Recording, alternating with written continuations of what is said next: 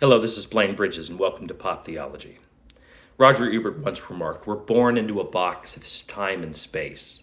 We use words and moving images to try to break out." This quote distills the power movies have to draw us out of ourselves and raise our minds to the wonder of the world. Cinephiles like Roger Ebert believed that a movie was a cathedral whose architecture revealed the sublime. Movies could move, they could entertain, they could inform. They had the power to reveal the dignity of the human spirit. There's something about movies, right, that raises our intellect to the transcendent, that reveals the universal values that we all aspire to across the globe, regardless of race, culture, or time. But something is missing in modern movies. They're either cold and sterile, technically pristine, but uncanny emotionally. Or even worse, they feel like therapy sessions. Self-absorbed, self-referential, made by filmmakers who have no self-awareness. So what is the problem with movies? I posit that there is one underlying problem, but this underlying problem manifests itself in two distinct ways. On the one hand, we have films that are technically proficient, made by extraordinary craftsmen, but are thematically hollow, that are flat emotionally and don't resonate with the human spirit. And on the other hand, we have films that are thematically dense, but technically incompetent. Now let's talk a little bit about this first category of films that are technically proficient, but thematically hollow. I'm thinking about filmmakers like Christopher Nolan or Denis Villeneuve, right? Denis Villeneuve's Blade Runner, I think, is a premier example of a film that's visually arresting, but thematically empty. And the problem is, however great of a craftsman Denis Villeneuve is, he doesn't understand the humanity of the original Blade Runner, which tells the story of a replicant hunter who falls in love with a replicant, this scandalous relationship between a human being and an android who may not have the ability to love him back and is only mimicking the human ability to love. Okay. This film, Blade Runner, resonates so deeply because it's about something tragic in the human creature, right? And then there's movies made by someone like Christopher Nolan, for example. There's a line in The Dark Knight which is just born into my brain. It was spoken by Harvey Dent as he's talking to Bruce Wayne about his campaign for DA. He says, "You either die a hero or you live long enough to see yourself become a villain." I have thought about this line ever since that movie came out, and I cannot for the life of me tell you what it means. As far as I can tell, it doesn't mean anything. I mean, I understand that it foreshadows the dramatic arc that Harvey Dent and Bruce Wayne take over the course of the film, but it's spoken with such gravity that you get the impression that the filmmakers genuinely believed they were saying something profound, when really they're just straightforwardly telling you what the story is without any pretense whatsoever. It's kind of embarrassing, right? And then there are films in the other camp that are thematically dense but technically incompetent. And I'm thinking of the two most recent examples of films that came out: the television show made by Disney called Ironheart, and the film by Pixar that recently came out called Elio. Ironheart features a protagonist named Riri Williams who is entirely self-interested and does absolutely nothing heroic.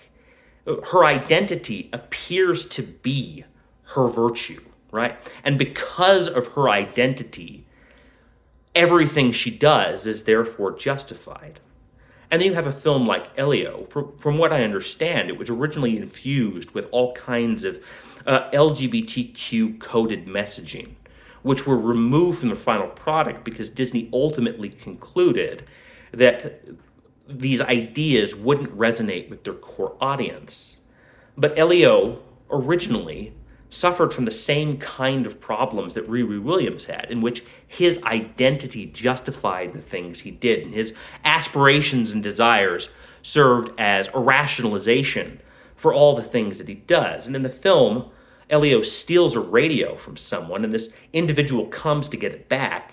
And this individual who Elio stole from is portrayed as a bully. Right? This is narratively subversive. And what's extraordinary about it is that the filmmakers don't seem to understand that the way they're presenting these characters is subversive. You can't tell a traditional arc with a protagonist who's entirely self-interested. Okay? Thus, films that suffer from these problems are empty. Okay? But this problem is not just isolated to filmmakers and storytellers. It has disseminated more broadly into culture, okay? And it's infected the conversation that people have about film amongst critics who work within the industry, YouTube content creators. Few critics seem to have a passion for every dimension of film. They either focus on techniques like cinematography, editing, things of that nature, or they focus entirely on themes. And it's rare for a critic to comment on every aspect of a movie holistically. There's been this kind of fracturing within film criticism, as there was a fracturing in the thematic and technical elements of film production. The Critical Drinker said something really interesting in a podcast that he recently participated in. He argued that storytellers have exhausted everything there is to say about the human condition. There's nothing left in the world to explain. He believes humanity has lost its wonder. As someone who's immersed in philosophy, I have to question whether or not that's true, or if the reason people feel that way is because they've internalized an ideology that has robbed them of a sense of the transcendent. All right? I was once reading the writings of an evolutionary biologist who fashioned himself as a kind of literature critic. He said this. He said, I read the Iliad as a drama of naked apes strutting and preening, bellowing their power for material resources and female attention. Right? This is an evolutionary biologist's critique of one of the most enduring stories in the Western canon. And what's extraordinary about it is that it didn't distill the Iliad to its essence. It robbed it of everything that made it meaningful. The story of the Iliad is not about naked apes strutting and preening and bellowing their power for material resources and female attention. It is, at its heart, the story of two great and noble heroes, Achilles and Hector, who find themselves in a dramatic clash in which they have to battle each other on behalf of corrupt powers. It speaks to universal truths that all human beings aspire to. There is this sense in the world that science has unveiled the secrets of the universe. But I don't think that's true. I just think that people believe it without critically examining it. In reality, science has revealed the limitations of the human intellect, and it's raised more questions than we can possibly answer. Science has, in fact, re-enchanted the world. It hasn't demystified it. But the narrative that has disseminated throughout the world is that science has demystified the world, and we've explained everything that there is to explain. It's an extraordinary inversion of reality. And so we see that the problem with film critics and the problems that exist in Hollywood are one and the same. But how did this problem arise?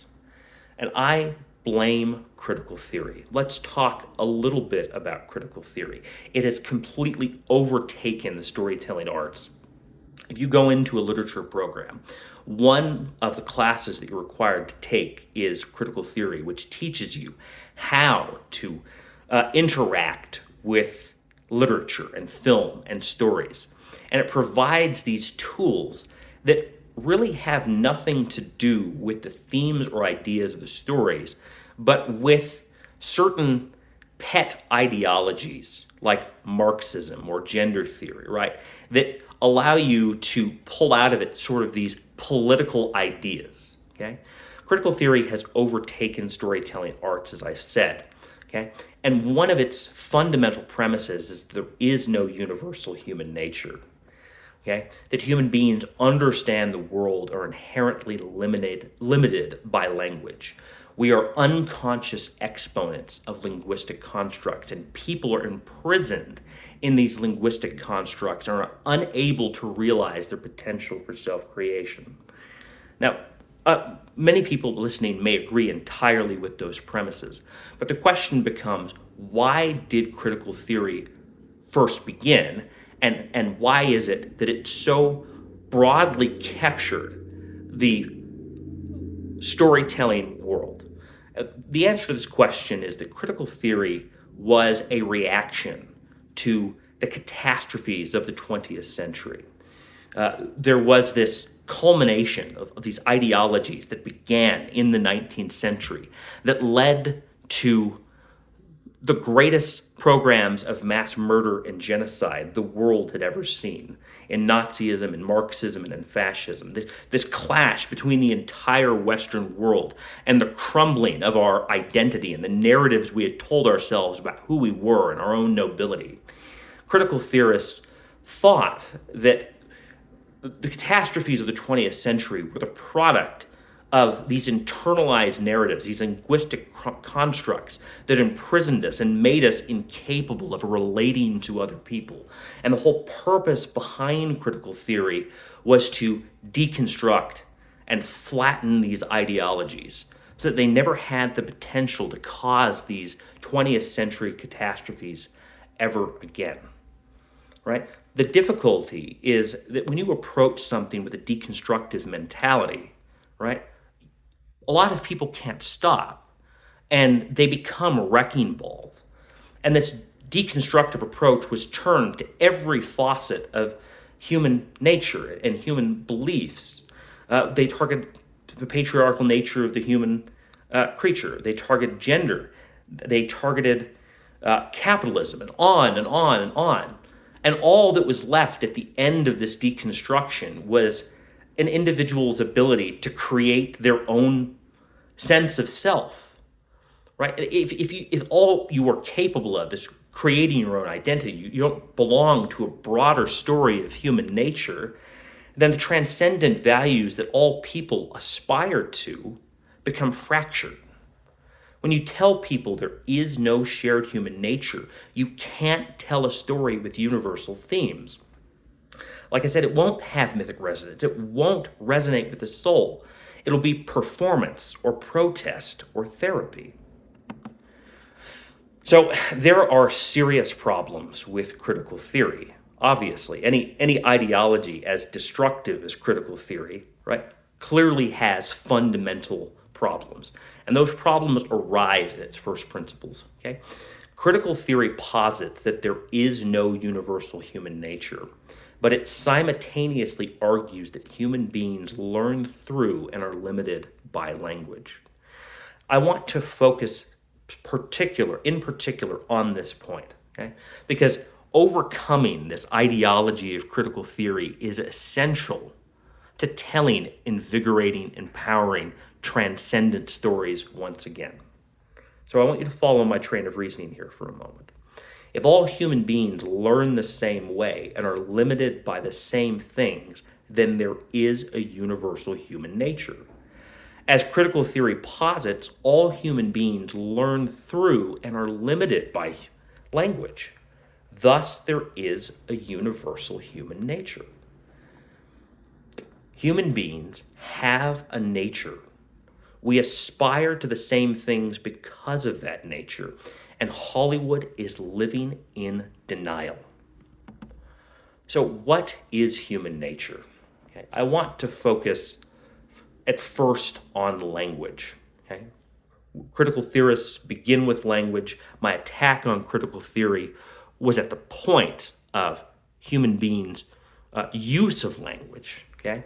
And so we're going to begin our investigation into what human nature is through language.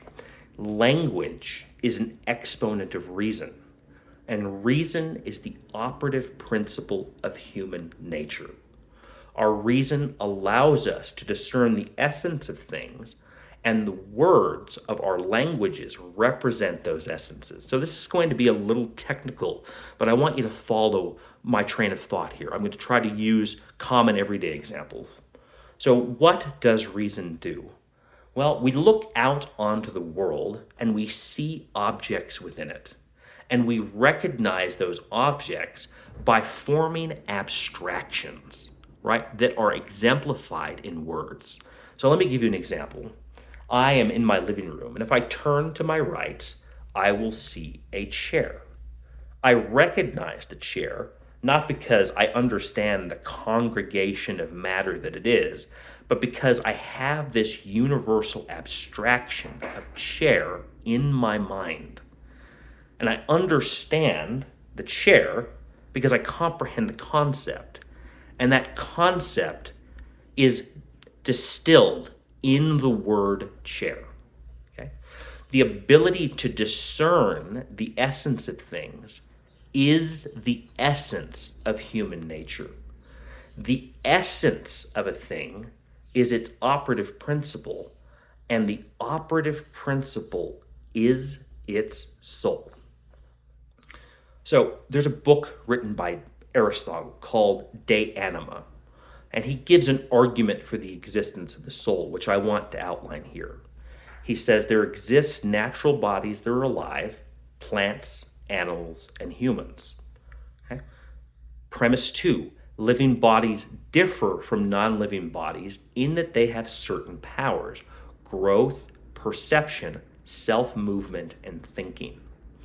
Premise 3, the actuality, the form of a body, explains what it is and what it can do, its powers and functions. Premise 4, therefore, the source or principle of life, i.e., of the distinctive powers of living things, must be the form or actuality of the living body. And here's the conclusion. The principle is what we call soul. Therefore, the soul exists as the form of the body. Now, there are 3 kinds of living things, as Aristotle explains. There are plants, animals, and humans. All 3 of these living things have the potential for growth. Plants have a vegetative soul. Animals have the powers of perception and self-movement, and so they have sensual souls. And human beings have the potential for growth, perception, self-movement, but also for thinking. And so the human being is kind of the most magnificent example of soul in the world, in that it possesses the powers of growth, perception, self-movement, and reason. And Aristotle defined the human being as the rational animal. Okay? And that potential for reason, that capacity to understand the world, is what defines the soul of man. Our ability to see things, right? These universal principles upon which reality is made clear. All right. So what is the soul of humanity? Human beings have a rational soul. Reason compels us to understand the world. Thus, all men, by their nature, desire to know. And that is where storytelling comes back into the equation, because storytelling is a means to knowing things. How does all of this tie together? What is a story, and how does it reveal the rational soul of human beings? A story is an imitation. It is an attempt to understand the underlying reality of the world through mimicry. Art imitates actions, not merely appearances. Arts imitate things. Paintings can imitate landscapes, right? Scenes in the room, they can be portraits of inanimate objects, okay? But stories don't just imitate things, they also imitate human actions, especially moral and psychological choices. The goal is to represent what people might do or ought to do, or what they ought not to do, not just what they have done. A story is an imitation of what people might do, what they ought to do, what they ought not to do.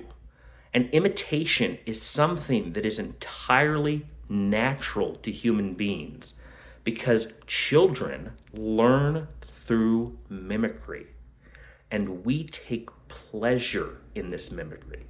Even when the subject is painful, we enjoy the mimicry or the imitation of tragedy because we recognize the transcendent values that make the world intelligible to us. Imitation aims at universals, not merely at facts. Unlike history, which tells us what actually happened, poetry, literature, film, these things tell us what could or should happen, what is universally true in human nature.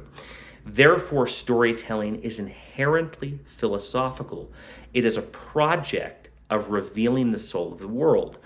And when the philosophy that undergirds a filmmaker's or storyteller's approach to filmmaking and storytelling is flawed, it damages our understanding of the human spirit. And critical theory, which sort of the ideology motivating a lot of storytelling, has totally flattened our apprehension of the human spirit in terrible ways. So I want to draw everything to a conclusion here. I want to go all the way back to Roger Ebert. He said something that really resonates with me. He says, "For me, the movies are like a machine that generates empathy. It lets you understand a little bit more about different hopes, aspirations, dreams, and fears. It helps us identify with the people who are sharing this journey with us." Doesn't that sound exactly what Aristotle said a story is? That it's this imitation that allows us to contemplate these universal values? I'm someone who grew up watching Siskel and Ebert, and to this day, I'll be drawn into these rabbit holes where I'll just binge their YouTube videos over and over and over again and revisit their reviews from decades ago. After watching Siskel and Ebert extensively, I concluded the reason their show endured is because at the heart of their criticism was a romance for what films could teach them about the human soul. It endured because it's about those universal values. One of the most repeated phrases from both Siskel and Ebert was, "I learned." They take pleasure in mimicry, and they want to mimic the transcendent values that film gave them access to. And as Aristotle said in the Poetics, to learn gives the liveliest pleasure. And for Siskel and Ebert, the education film provided was a kind of ecstasy. A love affair with fiction is really a love affair with the human spirit. And to make films great again, right, for them to capture our imagination, we need to fall back in love with the human spirit. Thank you very much. Like, share, subscribe. Let me know in the comments what you think the problem in the film industry is and how you believe we can fix it. Have a wonderful day.